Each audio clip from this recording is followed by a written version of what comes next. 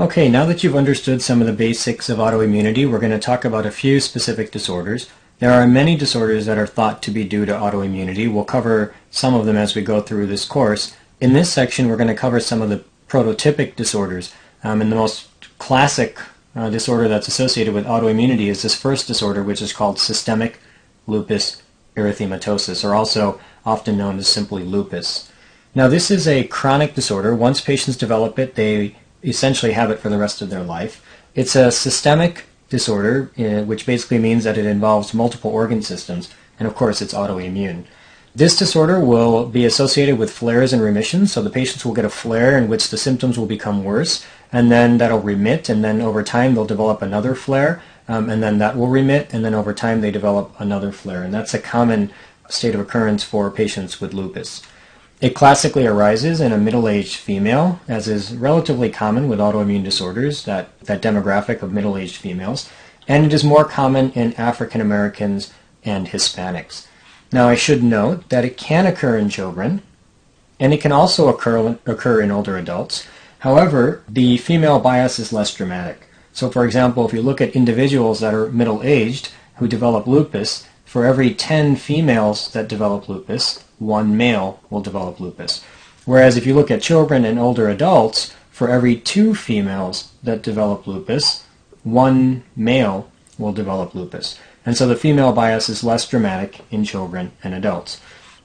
That kind of makes sense based on one of the principles that we talked about previously, and that is that, remember the notion of estrogen being somehow involved in autoimmunity, in that estrogen, one thing that's been shown is that estrogen reduces the apoptosis of self-reactive B cells. And so, for example, we know that middle-aged females would have a lot of estrogen floating around, and so that would increase the risk for females. Whereas when you look at children and you look at older adults, children would have less of an estrogen differential between males and females, and older adults as well would have a less differential of estrogen between males and females. And so perhaps that helps to explain why there's less of a female bias in that particular age group. Now, if I were to summarize this disorder, I would say that this is a disorder in which antigen-antibody complexes deposit in multiple tissues. This then results in the activation of complement, which then damages those tissues. So essentially, because this involves antigen-antibody complexes, this is a type 3 hypersensitivity reaction. In addition, because complement gets activated, we end up using the complement factors that are present within our blood, and so the patients will have a decreased CH50. CH50 is a test which looks at the function of the patient's complement, and it particularly looks at C1 all the way through C9, and tests the ability of the patient's complement to be able to lyse red blood cells. And so if there's a decrease in the CH50, it indicates that complement components are being used. The patient's C3 and C4 levels will also be decreased, and that's because they're using complement components as tissues are getting damaged. The last point that I'll make is that the antibodies that are generated in this particular disorder are directed against host nuclear material. So again, we have antibodies against host nuclear material, which eventually result in antibody-antigen complexes, which will then deposit in those tissues, activate complement, and eventually cause tissue damage. Now let's go back to the whiteboard to understand a little bit about the pathogenesis of this disorder. So what's currently thought is that, for example, if this is the epidermis of the skin, and what I'm drawing here, each square represents a keratinocyte. Imagine if UV light comes from the outside and hits the keratinocytes of the skin, it'll damage some DNA, and as it damages DNA, that can result in apoptosis of some of the cells. So let's assume that a cell undergoes apoptosis. You already know that when cells undergo apoptosis, the cytoplasm shrinks, the nucleus also shrinks, and eventually little apoptotic bodies are released, and this apoptotic debris is eventually taken up by macrophages. Now let's assume that there is some decreased clearance or poor clearance of this apoptotic debris. Now as apoptotic debris hangs around for a little bit longer, for example, a self-reactive B lymphocyte may get exposed to that apoptotic debris, hence it would see nuclear material, and when it sees nuclear material, it would then begin to produce antibody versus nuclear antigens. So as antibodies produced against nuclear antigens, the next time UVB light hits the keratinocyte and causes apoptosis again, which then results in release of nuclear material. The antibody could bind this nuclear material, and now you're going to have antigen-antibody complexes at low levels. Now these antigen-antibody complexes can be taken up by dendritic cells. So let's say this is a dendritic cell. And once they're taken up by dendritic cells, the antigen, which is nuclear material, can actually activate the toll-like receptors present within dendritic cells. These toll-like receptors, once activated, will then amplify the immune response. And when they amplify the immune response, they'll further activate these B cells. As they further activate the B cells, there'll be additional antibody produced. And as additional antibody is produced, now we will have high levels of antigen-antibody complexes forming the next time that there is apoptosis of a keratinocyte, for example.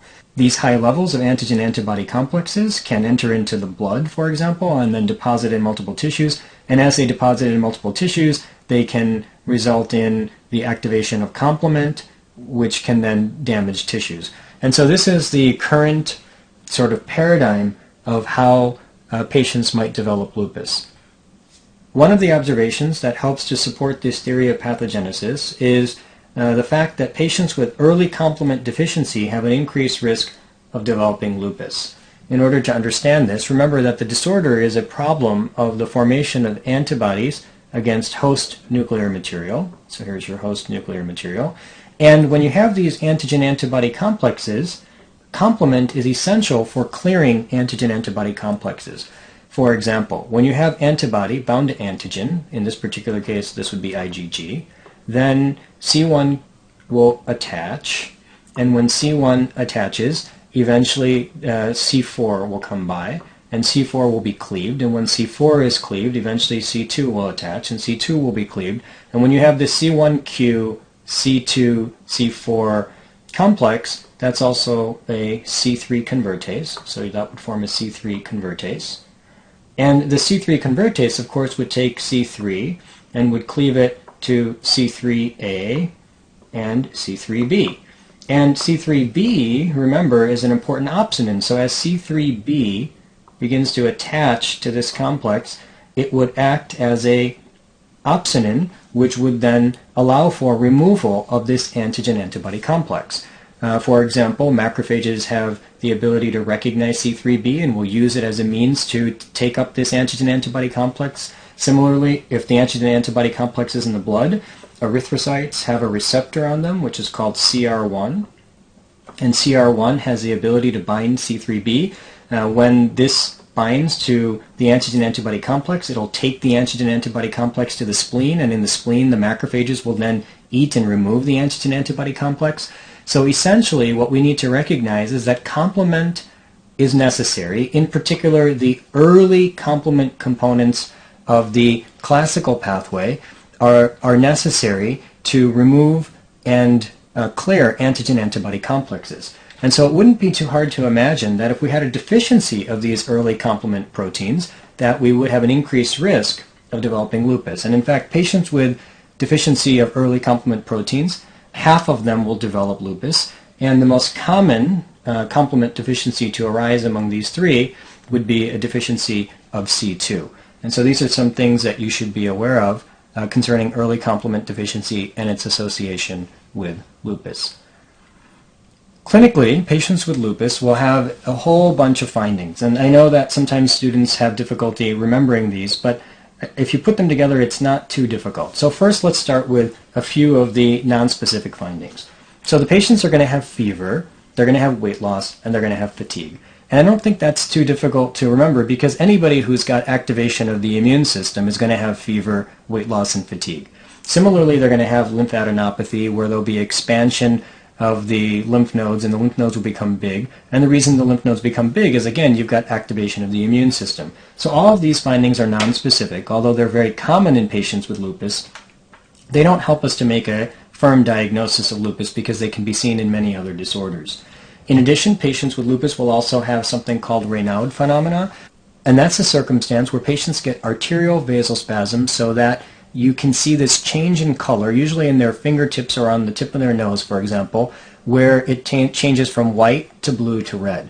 If you want to understand Raynaud's, just press on your fingertip and you'll notice that it turns white. If you were to cut the blood supply for long enough, it would turn blue. And when you would release the vasoconstriction and the blood would come back in, it would again turn red. I mean, simply press down on your finger, it turns white. Release your finger and you'll see that it turns red. So that's the exact sequence that occurs in Raynaud's. There's a vasospasm of the artery, which kind of cuts the blood supply for a few minutes, and that then turns the finger white. Over time, as there's ischemia, it turns blue, and then eventually when the vasospasm releases, the red color comes back into the organ, in particular the fingertips or the nose. And this is often associated with cold or with stress, meaning patients will get this white to blue to red change when there is cold temperature or when they're undergoing stress. Raynaud phenomena is very nonspecific. It can be seen in patients who have no autoimmune disorders. In fact, when patients have Raynaud's, they often don't have any other autoimmune disorder, or it can be seen in association with multiple autoimmune disorders. So again, I put that in the nonspecific list. What would be a little more specific for lupus is a malar butterfly rash or a discoid rash, especially on exposure to sunlight.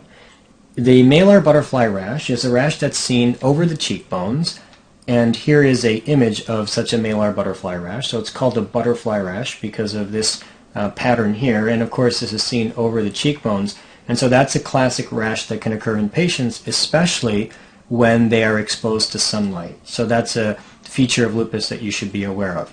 Now again, one feature does not make lupus, and malar butterfly rash can be seen in other disorders as well. However, it is an important diagnostic criteria for this particular disorder. Another type of rash that can be seen is something called the discoid rash. This is a rash which is circular and erythematous with scaling that can scar. In fact, here's a picture of a discoid rash, and you can see this kind of looks like a circular or disc-like rash. You can see that it is erythematous. You can see that there is scaling on this rash, and over time this would scar.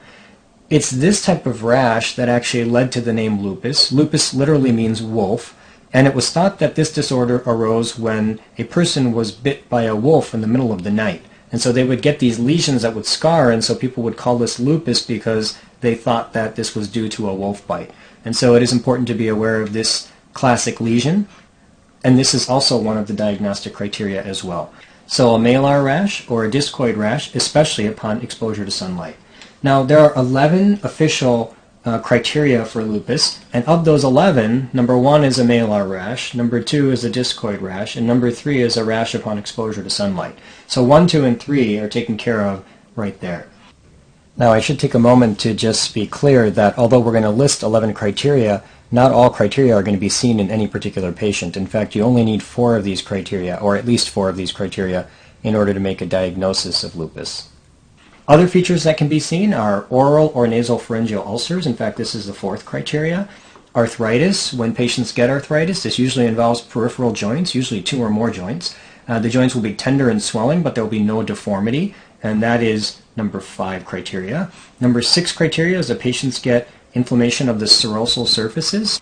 So for example, they'll get inflammation of the serosa of the lung, giving them pleuritis, and that can result in pleuritic pain. So when patients breathe in, they might feel pain, or it could result in a rub that could be heard on auscultation. Similarly, the patients could get inflammation of the serosal surface of the heart. That would give them pericarditis, and that could be detected by EKG, or it could be detected by auscultating a rub, or it could be detected by an effusion in the pericardium. So this is a criteria as well, and serositis is a common finding in lupus. The 7th criteria is CNS problems, in particular psychosis or seizures. The 8th, so that's the 7th problem. The 8th criteria is that patients will often have renal damage. Now this criteria is particularly important, so I want to spend a moment discussing it. Renal damage in lupus can be that the patients get something called a nephritic syndrome, which is going to be characterized by hypertension and hematuria. They can also get a type of disorder in the kidney which is called nephrotic syndrome, which is going to be characterized by high levels of protein leaking out into the urine. They could get both a combination of nephritic and nephrotic syndrome.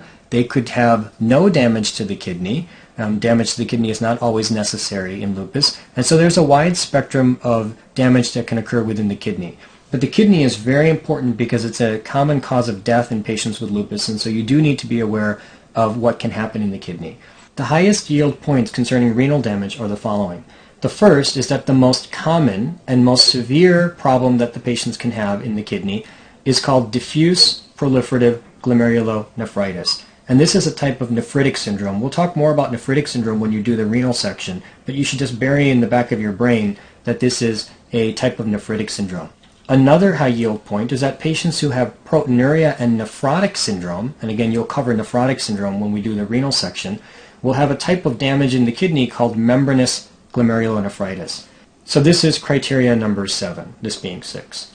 The 8th criteria is that the patients will develop antibodies against red blood cells or white blood cells or platelets, basically some cell within the blood.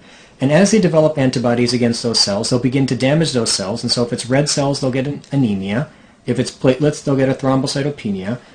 And if, for example, it's white cells, such as neutrophils or lymphocytes, they'll get a leukopenia. And so this is an important finding in lupus patients.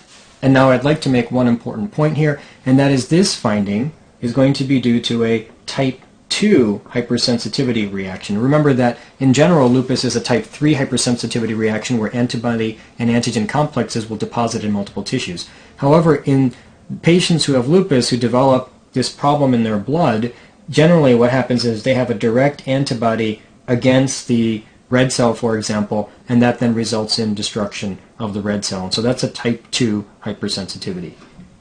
Another feature that can be found in patients with lupus is something called Liebman-Sachs endocarditis. And the first thing that I'd like to say is that lupus can affect any layer of the heart. So for example, lupus can affect the pericardium, and that would give you pericarditis, and we've already talked about that. Lupus can affect the myocardium, giving you myocarditis, and lupus can also affect the endocardium, giving you a Liebman-Sachs endocarditis. Now, a key finding of Liebman-Sachs endocarditis is that patients get small vegetations on both sides of the mitral valve. And again, this is a historically classic finding, but it's now rarely seen due to treatment with immunosuppressives. Now, when patients normally get endocarditis, let's imagine that this is a picture of the heart, and this is the mitral valve here. They would get vegetations on the valve, but those vegetations would be on one side of the valve. In Liebman-Sachs endocarditis, you get vegetations, and they're small little vegetations that are present on both sides of the valve. And so this is an important finding that is classic for patients with lupus, but again is not really seen because of the fact that we now treat with immunosuppressives. But it is something to be aware of. It is not one of the diagnostic criteria, but again something that you should be aware of. And so on this slide we've added an additional 3 criteria, correct? 7, 8, and 9. The 10th criteria is that patients who have lupus will often have an anti-nuclear antibody. Now, the anti-nuclear antibody is an antibody that would be present in the serum of the patient, and it is good for screening because it is relatively sensitive. However, it is nonspecific. And why we say it's nonspecific? Because, first of all, anti-nuclear antibodies can be seen in 5% of normal individuals. And also, anti-nuclear antibodies can be seen in many autoimmune disorders. So again, it's sensitive that there might be something going on, however, it's nonspecific. So that's criteria number 10. Criteria number 11 is that you have some antibody beyond the anti-nuclear antibody. So for example, patients can have an anti-double-stranded DNA antibody or an anti-Smith antibody. And the anti-double-stranded DNA and anti-Smith antibodies are very specific for lupus. And so this is something to be aware of. Again, anti-double-stranded DNA and anti-Smith antibodies are specific. So let's say a patient had a positive ANA. The next thing we would do, we might test for anti-double-stranded DNA and anti-Smith if we were worried about lupus. Another point that I would like to make that can show up on examinations is that the anti-double-stranded DNA antibody is associated with disease activity, and it is also associated with renal nephritis. And so this antibody can be somewhat prognostic and can also be used to follow disease activity. For example, if we're worried about a patient developing a relapse, we could test the anti-double-stranded DNA antibody, and if the titers are high, then we could suggest that the patient is about to relapse and perhaps we might treat. So anyway, the anti-double-stranded DNA antibody is associated with both prognosis as well as active disease. Another potential antibody that can be seen in patients with lupus is something called an antiphospholipid antibody, and this also forms part of the 11th criteria. So remember, the 10th criteria is the presence of an anti-nuclear antibody. The 11th criteria is the presence of an anti-double-stranded DNA antibody, anti-Smith antibody, or an antiphospholipid antibody. Now, antiphospholipid antibodies are antibodies that bind proteins when those proteins are bound to phospholipids. What happens is when the protein is bound to phospholipids, the epitopes are revealed that are antigenic, and that then results in an antiphospholipid antibody. There are 3 antiphospholipid antibodies that are commonly tested clinically. The first is anti-cardiolipin antibody, the second is lupus anticoagulant, and the third is an antibody called anti-beta-2 glycoprotein 1. The anti-cardiolipin antibody is particularly interesting because it can produce a false positive screening test for syphilis.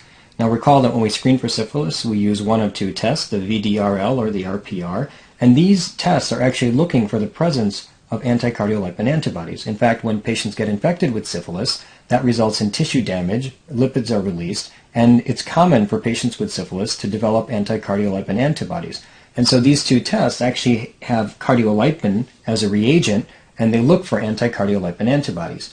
Now let's imagine that a patient has lupus and generates anti-cardiolipin antibodies. They of course could turn this test positive, and so you would have a false positive reaction in the 2 screening tests for syphilis. Now of course patients with lupus can also get infected and get syphilis, and so if you wanted to confirm, you could confirm using the direct or the specific treponemal tests. And so for example, one test would be the FTA-ABS test that could be used to confirm any positive screening test for syphilis. Another important point concerning antiphospholipid antibodies is that patients can have an antiphospholipid antibody called lupus anticoagulant. This antiphospholipid antibody falsely elevates the patient's PTT test because it interferes with the phospholipids that are used in the PTT test. And so these patients will have a falsely elevated PTT.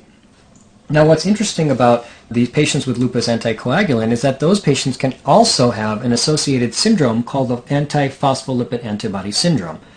Antiphospholipid antibody syndrome is a syndrome where the patients have an antiphospholipid antibody, usually lupus anticoagulant, plus a hypercoagulable state. Now when they have this hypercoagulable state, what happens is the patients can get arterial and venous thrombosis. So for example, they can get DVTs, they can get hepatic vein thrombosis, they could get placental thrombosis, which would result in recurrent pregnancy loss, they could get cerebral thrombosis, which would result in stroke, and all of these are associated with this antiphospholipid antibody. Now, although the antiphospholipid antibody interferes with the PTT test and causes the PTT to increase, it's interesting, that's paradoxical, because actually the patients have a hypercoagulable state. So that's one thing to be aware of. Another thing to be aware of is that these patients will then require lifelong anticoagulation. Now I'd like to say one more thing about the antiphospholipid antibody syndrome. It is associated with lupus, however it more commonly occurs as a primary disorder. So a patient can have antiphospholipid antibodies with all of the problems that I just stated, causing the antiphospholipid antibody syndrome, and doesn't have to have lupus. In fact, more commonly, they wouldn't have lupus. The last point that I'd like to make concerning antibodies is that patients that get drug-induced lupus often have an antibody called an antihistone antibody. So let's take a step back. First of all, there are a subset of drugs that can induce lupus, and the classic drugs to be aware of are hydralazine, procainamide, and isoniazid. These can induce lupus.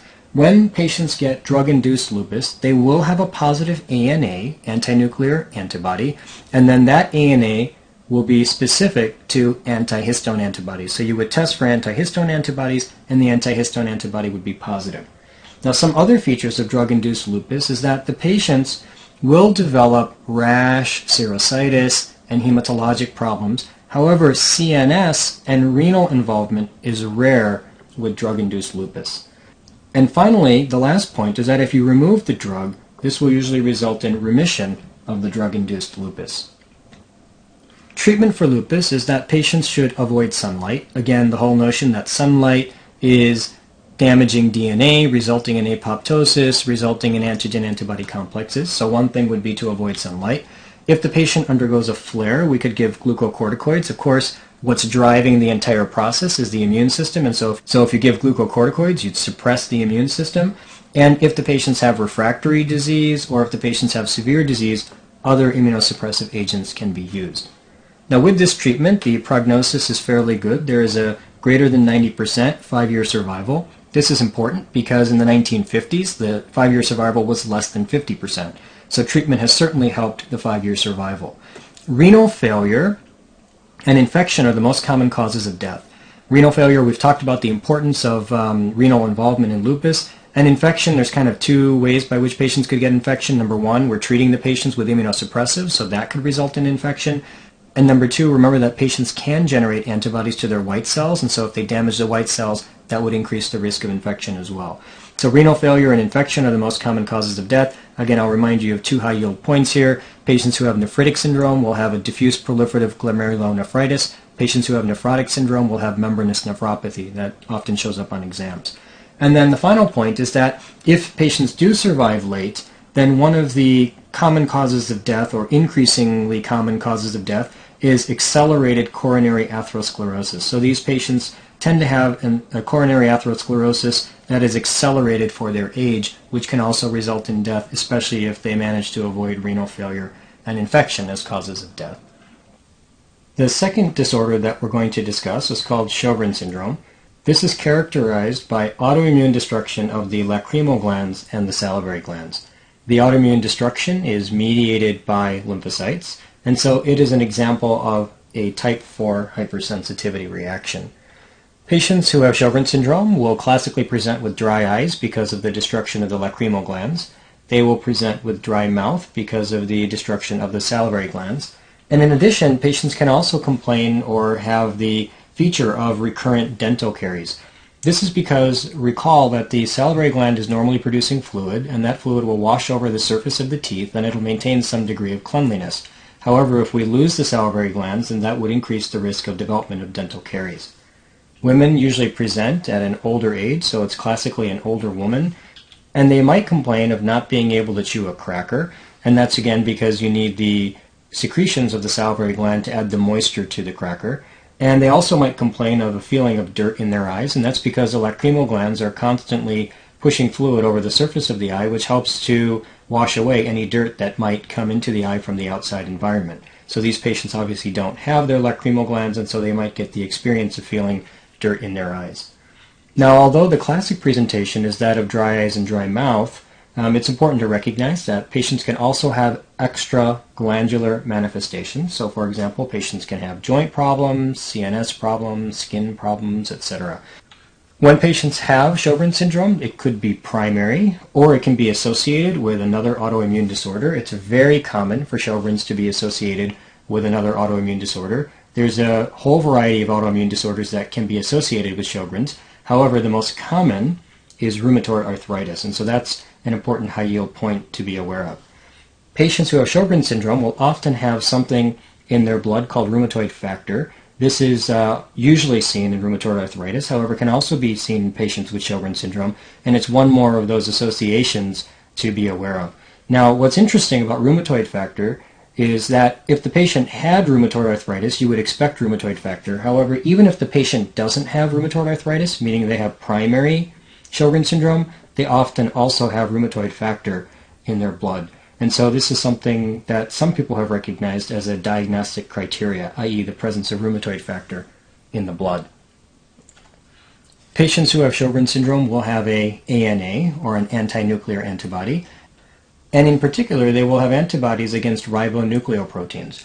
Ribonucleoproteins are structures that are comprised of RNA and proteins. So for example, the ribosomes are an example of ribonucleoproteins, and patients will often have anti-ribonucleoprotein antibodies. In particular, the two that they classically have is anti-SSA and anti-SSB.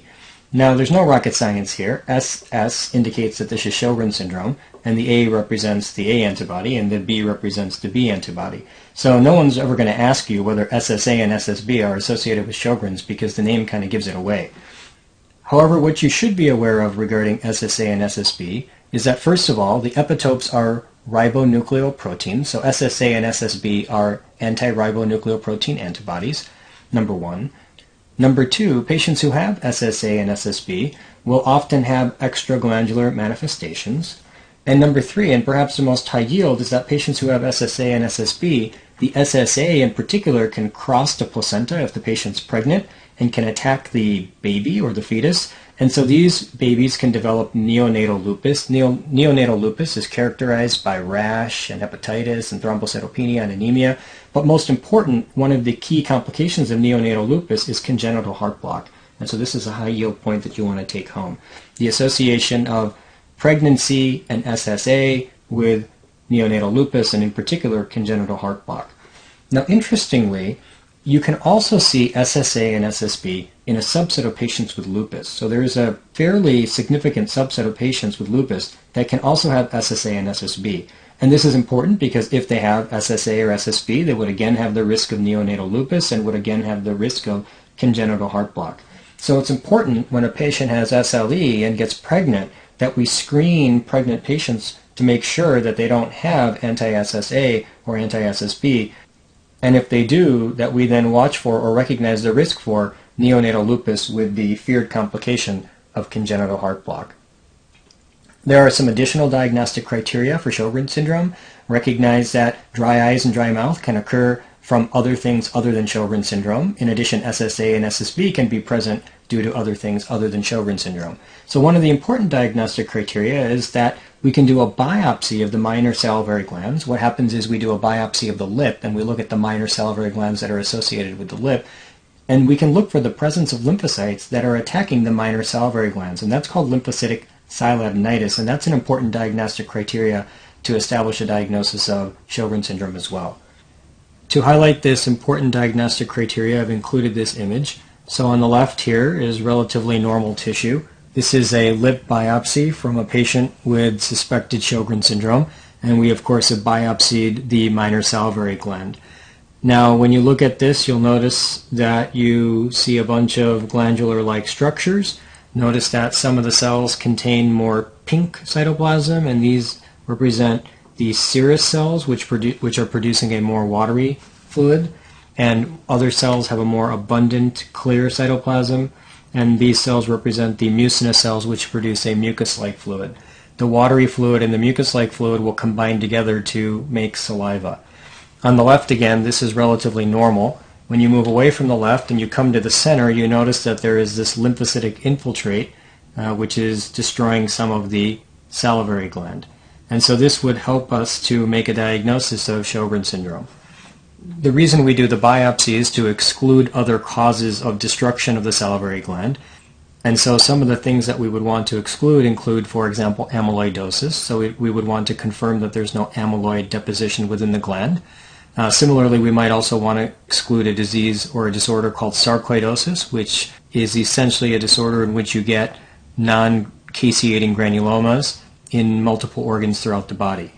So it's important to remember that dry eyes and dry mouth can be due to other than Sjogren's syndrome, and we need to exclude other causes of dry eyes and dry mouth, and so a biopsy is particularly helpful. So in the end, if you want to summarize Sjogren's syndrome, there's essentially three major criteria that you need to look for in order to make a diagnosis. The first is going to be the presence of dry eyes. And when you think about dry eyes, we could test that clinically by looking for a decrease in tear production, and there are some clinical tests that we can use to do that. However, in the end, for your purposes, you should simply remember dry eyes criteria number 1. Criteria number 2 is an ANA plus SSA or SSB or rheumatoid factor. And criteria number 3 is the presence of lymphocytic sialadenitis. Now in the end, you only really need 2 of the 3 diagnostic criteria to make a diagnosis. However, I really wanted to emphasize the lymphocytic sialadenitis because it's a common board question where patients will come in with dry eyes and dry mouth, but they won't have the other diagnostic criteria, and you'll need to think about other disorders that could do that. For example, amyloidosis or sarcoidosis or drugs or prior radiation, etc. And so remember the 3 important diagnostic criteria and the fact that we need 2 out of those 3 in order to make a diagnosis of Sjogren's syndrome. One final point about Sjogren's syndrome is that there's an increased risk for B-cell lymphoma. Now, patients with Sjogren's syndrome will normally have inflammation of the parotid glands, and so the parotid glands will actually be enlarged, and so when you look at these patients, both parotid glands are usually enlarged. Now, let's say that there's a patient that has Sjogren's syndrome and they've had it for 10 or 15 years, and all of a sudden they show up where one of the parotid glands is becoming bigger than the other. Well, when one becomes bigger than the other, then you'd have to think about what's causing that enlargement on one side. And one of the things that can cause such an enlargement is B-cell lymphoma. And so this is an important association to be aware of, especially late in the disease course. The third disorder that we're going to talk about is systemic sclerosis. This is an autoimmune disorder in which you get sclerosis of the skin and visceral organs. Sclerosis simply means hardening of tissue. And in this particular disorder, the reason that you get hardening of tissue is because there's deposition of collagen within tissues. Of course, fibroblasts are the cells that deposit collagen, and so the underlying problem in this disorder is that the fibroblasts get activated and they deposit collagen within multiple tissues. Concerning the pathogenesis, one theory is that in this particular disorder, you have an immune reaction against mesenchymal antigen, some unknown mesenchymal antigen. And so what I've drawn here is the blood vessel. These are endothelial cells, and underneath here is the connective tissue. So imagine that we have an immune reaction against an antigen within the connective tissue, or it might even be the endothelial cell itself. When we get this immune reaction, that results in a dysfunction of the endothelial cells. When we get dysfunction of the endothelial cells, there's increased expression of adhesion molecules. This then allows inflammatory cells to come into the connective tissue. Another problem that occurs is that there's going to be increased expression of a molecule called endothelin. Endothelin is an extremely strong vasoconstrictor, and that would result in constriction of the vessel. In addition, there would be decrease in the production of nitric oxide, and nitric oxide is a vasodilator. So in balance, we're going to have vasoconstriction. And then finally, the third thing that will happen is that the endothelial cells will begin to produce platelet-derived growth factor and TGF-beta. Now, TGF-beta and platelet-derived growth factor both have the ability to activate fibroblasts and to cause fibrosis. And so this will then result in fibrosis around the blood vessel. And over time, especially with the vasoconstriction, you'll get ischemia. And then that ischemia will result in additional fibrosis. And so as we get continued fibrosis, we eventually get end organ damage, which then results in systemic sclerosis. Systemic sclerosis can be divided into two types. There is a limited type and a diffuse type.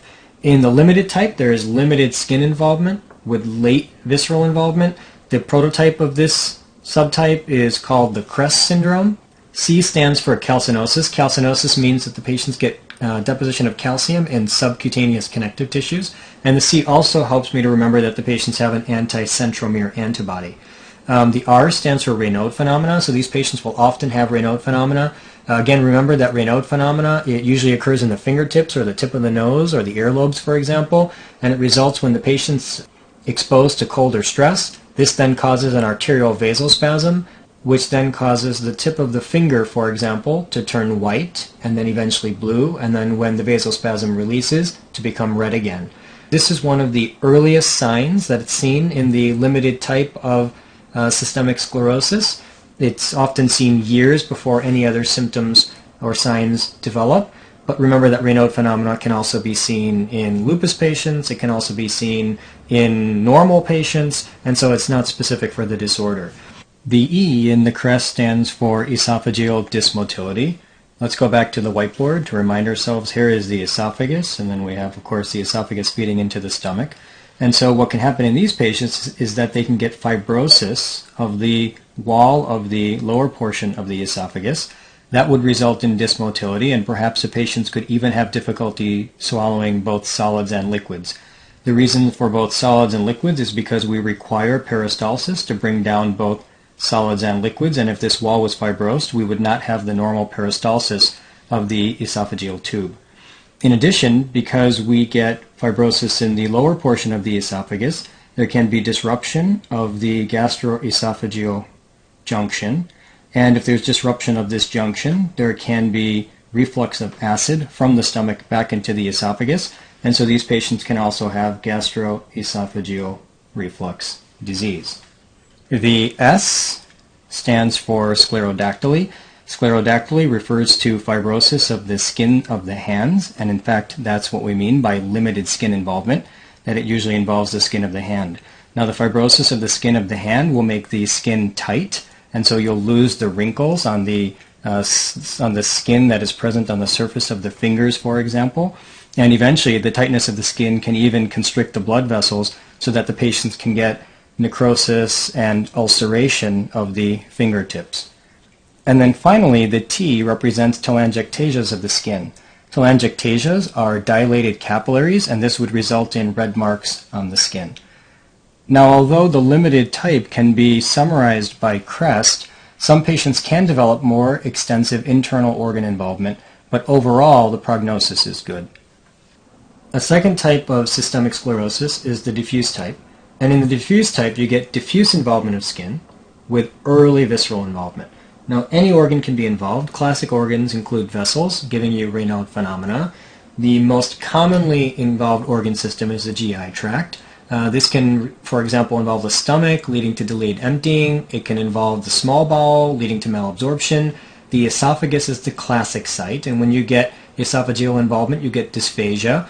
You can also get another finding of gastroesophageal reflux disease, which you'll learn more about when you do your GI lectures.